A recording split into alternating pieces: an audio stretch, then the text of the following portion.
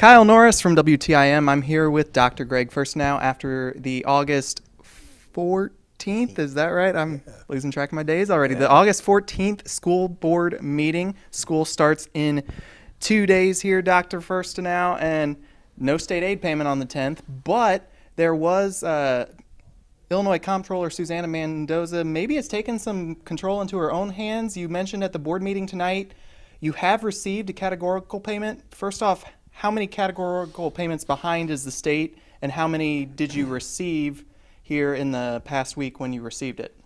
Well, the good news is that we did receive a categorical payment.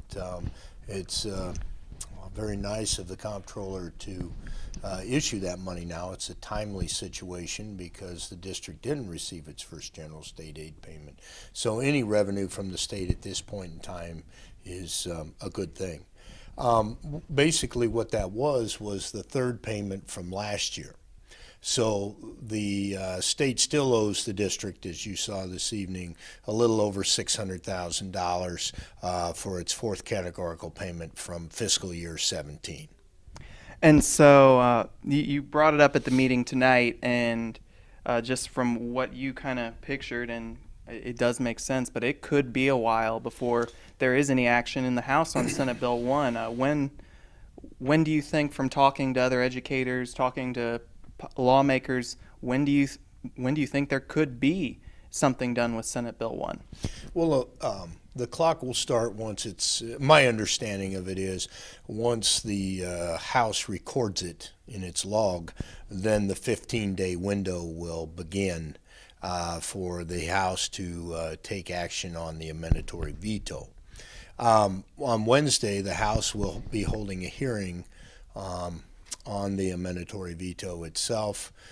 Several Central Illinois superintendents, including myself, will be testifying before the House panel on Wednesday. There's been no indication that on Wednesday that there would be a vote to override the amendatory veto. I think maybe it will become a little bit more clear on Wednesday once we're back at the Capitol to do that. But what we do know right now is that the Senate did override the amendatory veto yesterday. And so I feel like this is a question that isn't being asked, but it's something that needs to be asked, and it's something that I'm genuinely curious about here. So all the talk is, well, they're missing their state payments. There's no state aid going out August 10th. There probably won't be one on August 20th. Is this something that once some kind of evidence-based formula is passed, will the state make up those payments, or is this money just gone from all the school districts? Well, I would surely hope that there will be a sincere effort, since the money has been appropriated in a budget, right? We just don't have a mechanism to disperse the money, right, or to get the money to school districts, that the districts would receive its back general state aid payments of what was missed, because it has been budgeted for, and we just need to get the money to the districts. And so another thing that you said about SB 1, and this is kind of a little bit more under the table, not really as well known, but there is a second action from the Senate on Sunday night as well, along with overriding the governor's veto. There was a new Senate bill passed, and I just learned about it tonight. I don't have the number on it. But as you said, it's basically Senate Bill 1 in the version of a new bill, so that if it is killed, it's still on the table, just in another Senate bill. So it's not going to be done if the House doesn't take action or can't get an amendatory veto vote, but we could still be a long ways away from anything happening. I think that was a mechanism that was put in place, that it was the exact same language of Senate Bill 1 that was sent over to the House. That's my understanding.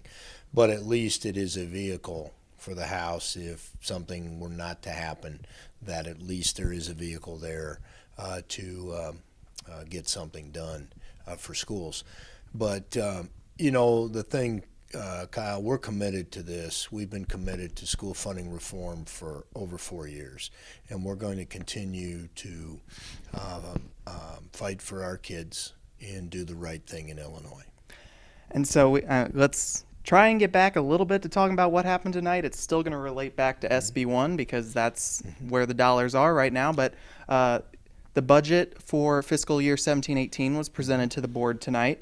And as you presented to the board, you estimated low on revenues, high on expenditures. And so there's a little bit of a deficit because of that, but it's also, you can't project the state revenues at this point. How much revenue should the state be paying to Taylorville, given that there's a funding formula in place? Well, typically what we budgeted for was receiving the exact same amount of state aid we got this year, or basically a hold harmless type situation. We had to put some revenue in there, and that is revenue we got last year.